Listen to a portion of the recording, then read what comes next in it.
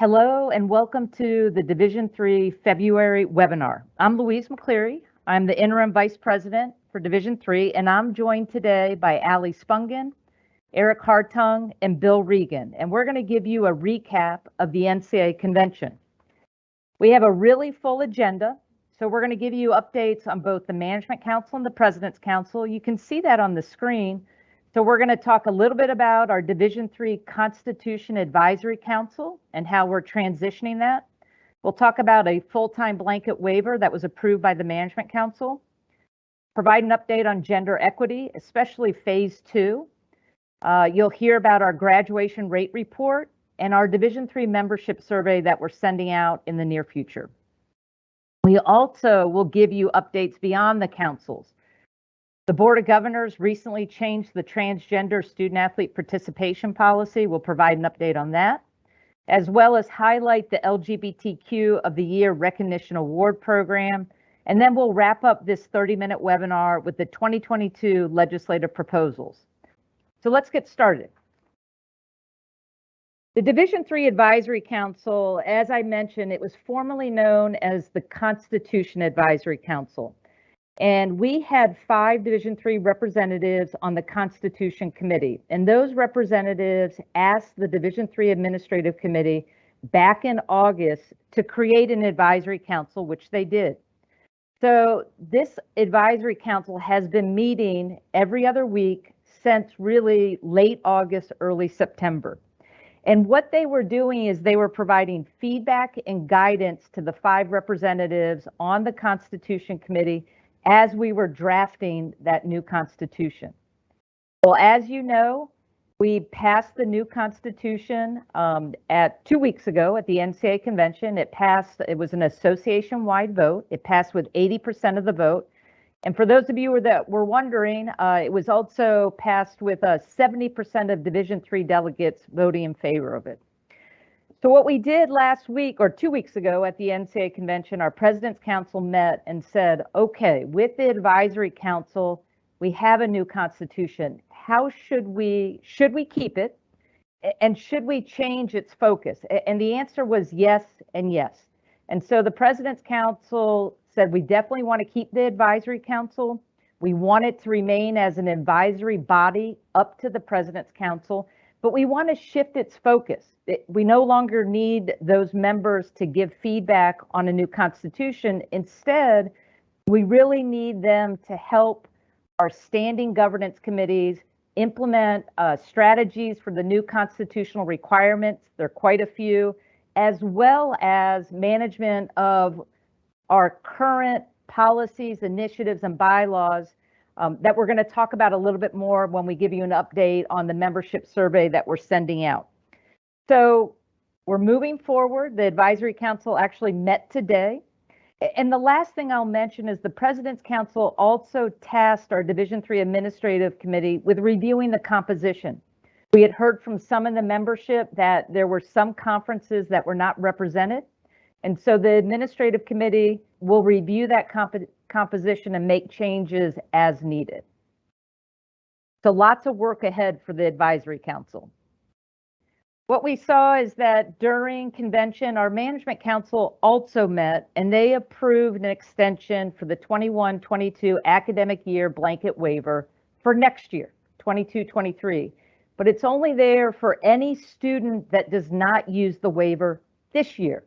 There are parameters with that. If you look in the February monthly update, you'll see that there are parameters. They're the same parameters that are in place for this year's waiver. They'll be extended to next year as well, but you should make yourself familiar with that.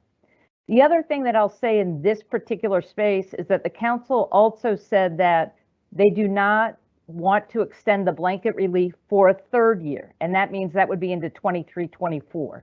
And so again, I think this will be very beneficial for our students who are looking for additional flexibility, but at the same time, it continues to maintain our Division III philosophy that we want to make sure that we have students competing against students.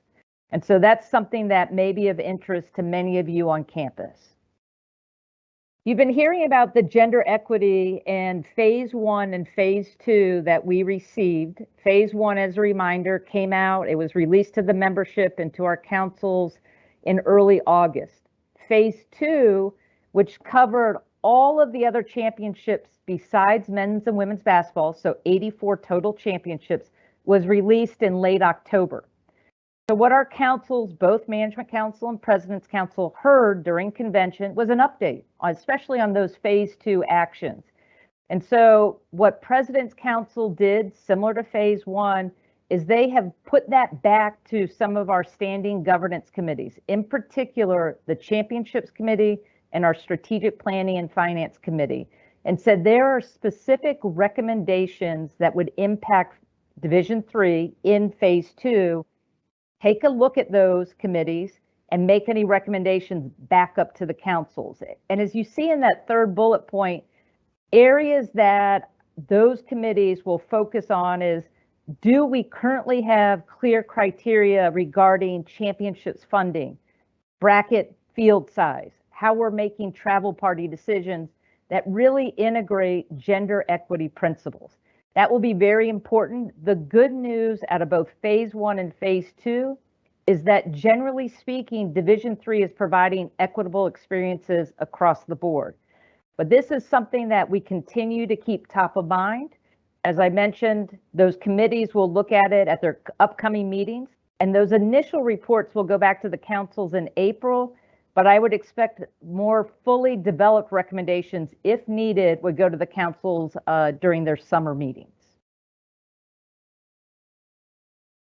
So with that, let me turn it over to Eric Hartung to cover the graduation rate report. So the councils also received an update on the 2021 graduation rates report. 2021 marked the second year of mandatory reporting for Division 3, and we saw the highest federal graduation rate that we've seen yet at 69%. And when I say yet, that means that goes back to including the 10 years of voluntary reporting. Across those years, we did have a representative sample of the Division 3 membership that did report. Along with the 69% federal graduation rate and 88% success rate was also recorded, the highest ever. You can see here, most sports did remain steady. We did see an increase in football on both FGR and the ASR by 1 point, which is very encouraging. And you can also see here that the Diversity and Inclusion Working Group will continue their work on analyzing the trends, discussing the creation of different membership resources. The membership survey, this is a survey that our membership has been involved with every 4 to 5 years. These have been distributed, and they have served in different purposes across time, going all the way back to 2004 when we launched our first one. The 2022 version will really focus on those gathering the opinions of the membership about current and future policies and priorities, with really a careful eye on now, meaning in the coming months, to help the division chart its path forward here in this current legislative cycle that we find ourselves in.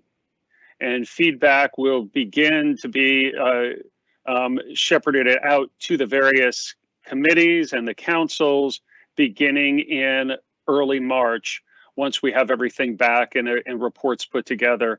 Just keep in mind, as you're thinking about the survey responses, number one, I encourage you to be involved and complete the survey, please. And number two is that just keep in mind what the findings will be used for. And we have a very deliberative governance process in place where not just the governance structure, governance committees, but also the membership has the ability to propose amendments to our bylaws. And we really hope for broad engagement in this process over these coming months, and look forward to a 2023 convention where we will, as a division, have the opportunity to shape the future of Division 3. Okay, during convention, our Board of Governors updated the transgender student athlete policy, which is effective immediately. The new policy incorporates sport-by-sport eligibility requirements that align with the Olympic movement. The policy will be implemented in 3 phases. Phase 1 is 2022 Winter and Spring Championships. So for participation in 2022 Winter and Spring Championships, transgender student athletes must provide documentation to CSMAS within 4 weeks before the selections date of their championship. We will provide further instructions in short order, and the process will be similar to the already established medical exemptions procedures. The documentation must demonstrate compliance with the 2010 NCAA policy, which calls for 1 year of testosterone suppression treatment. It should also document a one-time serum testosterone level that falls below the maximum allowable level for the sport in which the student athlete is competing within 4 weeks of championship selections for that sport. So this means that student athletes who have already fulfilled the 2010 NCAA policy need only to provide one validated serum testosterone level in this time frame. Transgender student athletes who are participating in non-championship events for the remainder of the academic year of 2022 remain subject to the 2010 NCAA policy only. Moving forward to phase 2, which is 2022-23 regular season and championships, will begin August 1st of 2022, and participation in NCAA sports will require transgender athletes to provide documentation that meets the above criteria for the 2010 NCAA policy, plus meet the sports standard for documented testosterone levels at the beginning of their competition season, and then again 6 months later. This means that student athletes who have already been competing do not need to demonstrate the newly adopted sport-specific testosterone levels for the entire prior year if they are not available. For participation in the NCAA championships, transgender student athletes must additionally provide documentation of testosterone levels to the CSMAS with laboratory work completed within 4 weeks of the championship selections. And then finally, phase 3, which will happen 2022 or 2023-24 will be the full implementation. So that will begin August 1st, 2023. So participation in NCAA sport requires that transgender student athletes provide documentation that meets the sport-specific standards submitted twice annually, once at the beginning of the competition season and then the second 6 months following for 1 year. So this process will continue annually for eligible student athletes. For participation in NCAA championships, transgender student athletes must additionally provide documentation of testosterone levels to the CSMAS with laboratory work completed within 4 weeks of championship selections. A great resource available includes our Gender Identity and Student Athlete Participation Summit final report that you can find and linked in our PowerPoint that will be posted online. And that is available. So that report will assist with ongoing membership efforts to support an inclusive environment that promotes and develops the mental and physical health of transgender and non-binary student athletes in collegiate sport. The foundation principles in this report will be delivered further in conjunction with the Committee to Promote Cultural Diversity and Equity, CSMAS as previously explained, and then other core membership committees that address gender identity. Moving forward. Allie, Yep, you have any questions? Yep, they're just 2 questions, and I'm going to try to answer both of them quickly for you. One was, will there be a central hub of all sport eligibility requirements on NCAA.org? I know that the information that was sent out from SSI had a link to the winter requirements. And so I'll make sure to follow with SSI to see if that is somewhere on NCAA.org. And then there's a secondary question regarding, does Division III have the autonomy to design and implement our own transgender policy? It's an excellent question. All of you, if you were tuned in to the conversation around the new constitution, you heard quite a bit. It gives each division more autonomy. So just 2 things with that, and our councils have already looked into it because they've asked a very similar question, is that the new constitution becomes effective August 1, and I think we're still trying to navigate, does more autonomy apply to Board of Governors policies?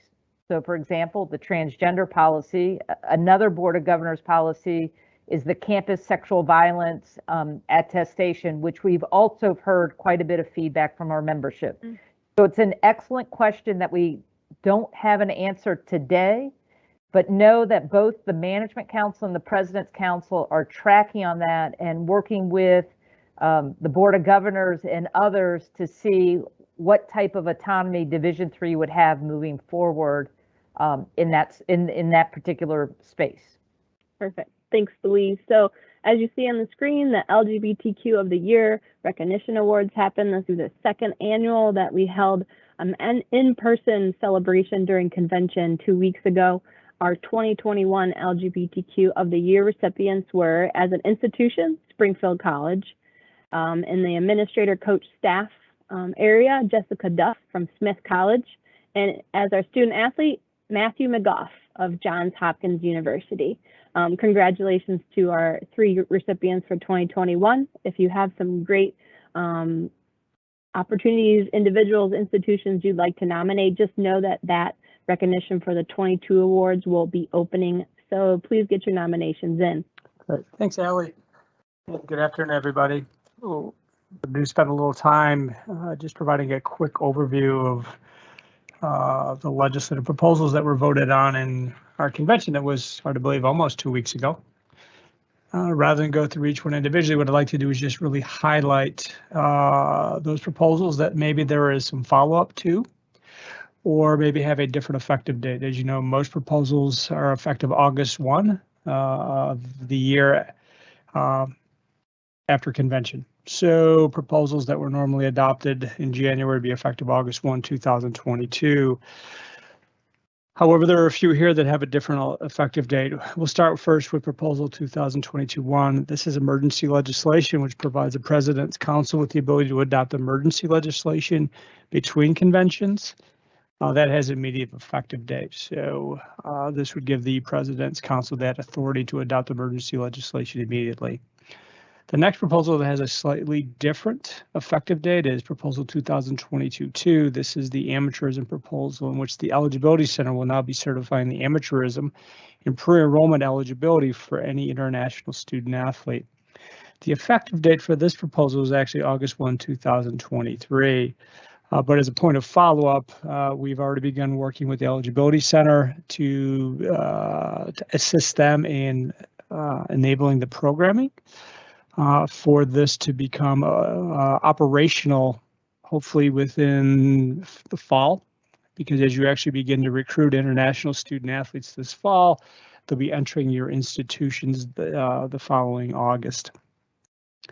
There was a motion to refer a proposal. It was the use of the season of eligibility. This would have changed the definition of how a student athlete uses one of their 4 seasons of eligibility.